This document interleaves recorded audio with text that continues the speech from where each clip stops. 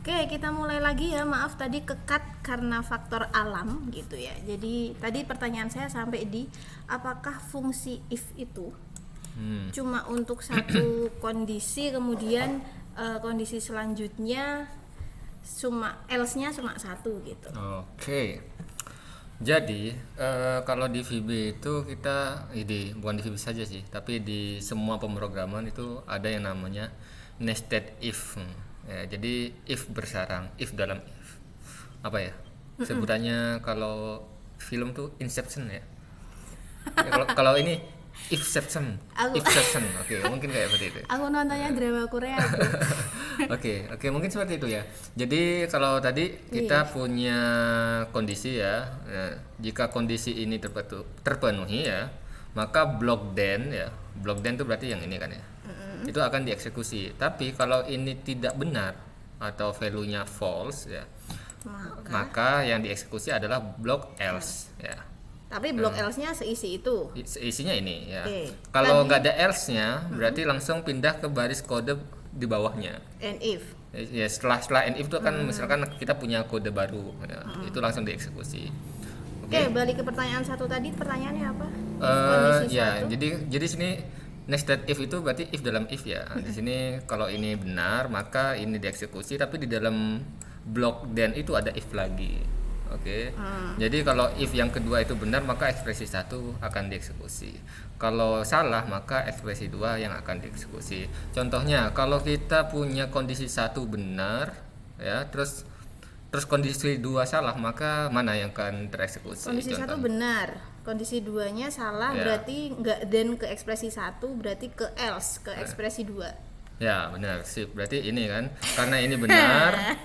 Kalau ini benar maka ini akan tereksekusi. Ya. Nah, sedangkan kondisi dua benar maka yang tereksekusi adalah ekspresi satu. Karena kondisi dua Kalau salah, kondisi dua salah maka ekspresi dua yang akan dieksekusi. aku merasa pintar. Oke, seperti itu. Oke, paham. Oke. Terus, udah seperti itu. oke, itu Tentang berarti branching. fungsi Percabangan, percabangan. ya. Sekarang looping function yang tadi yang ini sudah dicontoh. ya ini udah kita jelaskan barusan ya, jadi tidak perlu lagi. Looping itu perulangan. Jadi ada branching itu percabangan, nih perulangan apa ya, diulang berkali-kali. Berarti sifat fungsinya sama. Maksudnya kayak Maksudnya misalnya kita mau mengulang statement A 10 kali, berarti di loop 10 kali. berarti yang terjadi di A itu sama kan perilakunya. Iya. Misalnya pada proses A itu terjadi penjumlahan, maka 10 kali penjumlahan Ya, terus gitu. seperti itu ya. Intinya kita mau apa ya, daripada kita misalkan kita punya apa ya, seperti tadi Penjumlahan 1 1 sampai 10. n ya, 1 sampai 10 misalnya seperti itu. Terus kita kasih satu-satu. jumlah 0 ya, terus ditambah 1, ditambah 2, ketik lagi gitu. ketik kan banyak ngetiknya kan jadinya Itu kalau 10 wasted. masih mungkin ya. Ya, Coba kalau 1000. 1000 kita harus berarti cuman jumlahin apa? 1000 angka, kita butuh 1000 line of code. Oh, Ya. gitu. Tapi kalau kita pakai looping atau perulangan, kita butuh mungkin 4 untuk semua hal. Ya, jadi seperti itu. Oke, gitu ya Dek ya. Jadi kita punya 3 fungsi tadi, ada logic function, branch function, sama looping function. Logic itu yang and or gitu, dan itu tidak terbatas cuma 1 apa 2 statement ya. Boleh Ya, banyak boleh ya. banyak. Tapi harus dipastikan kalau and itu adalah benar, maka semuanya akan benar. Ya. Or itu at least 1 benar baru bernilai benar gitu. Ya, Oke. oke. Kalau branch tadi percabangan, bisa ada if, dan di dalam if bisa ada if lagi. Ya. Itu disesuaikan dengan kondisinya, apakah benar atau salah. Oke, Dari logika tadi. siap. Kalau looping tadi berarti satu perilaku tapi diulang-ulang terus. Apa namanya? Perilaku apa tepatnya? Ya perulangan namanya. Namanya perulangan. Ya. Secara garis besar di sini ada bentuknya ya. Bentuknya dari looping itu seharusnya ada inisialisasi. Nilai awalan sama terminasi. Terminasi itu pengakhiran. Jadi kalau looping itu tidak pernah selesai, maka program akan Error. bukan error, tapi stuck di situ terus. Oh, Jadi nggak pernah nggak pernah selesai. Namanya infinite loop. Dan itu adalah hal yang seharusnya dihindari Tapi itu nanti bisa terdeteksi nggak sih kalau loopingnya kok nggak berhenti-berhenti? Ya, terdeteksinya program kita kok gitu terus seperti itu. Itu namanya belum Itu udah terdeteksi. tingkat Elsven. Kalau Terminator apa mas? Terminator itu yang main tembak-tembakan itu mungkin ya.